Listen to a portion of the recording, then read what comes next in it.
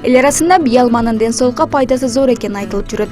Бул мөмөнүн курамында А, Б, С витаминдери жана темир, жез, калий сыяктуу минералдар болгондуктан көптөгөн ооруларды айыктырууга жана сергек жүргөнүңүзгө да оң таасирин тийгизерин адистер айтып келишет.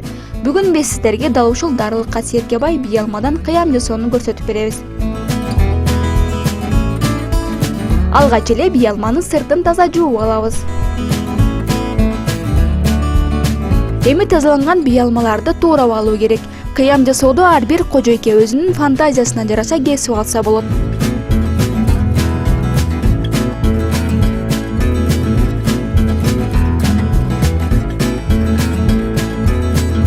Азыр эми туралган бий алманы казанга салып, мөмөнү көнбөй турган деңгээлде суу куюп дымдап коебуз.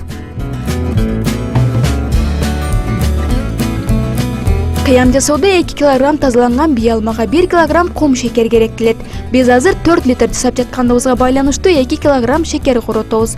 Кайнап жаткан кыямдын суусун ажыратып алып, сироп жасап алабыз. Даяр болгон сиропко туралган бий алманы салып 40 мүнөт кайнатабыз. Эске салчу нерсе отту бир аз төмөндөтүп, жайыраак кайнатуу сунушталат. Биз күткөн бий алма кыямы да даяр болду. Эми банканы буулап жаап койсоңуз болот. Мүмкүн болсо кыямдарды муздак жерге сактаганыңыз жакшы. Эсиңерге сала кетсек, мөмө протеин, шекер, органикалык кычкыл заттарга бай. Ал нерв системасын бекемдеп, тамак сиңирүүнү жакшыртат. Жүрөк, боор, тамак, ашказан, көз ичеги ооруларына жакшы жардам берет. Кандагы холестериндин өлчөмүн азайтат. Курамында шекердин өлчөмү аз болгондуктан кант диабети менен жабыркагандарга да пайдалуу.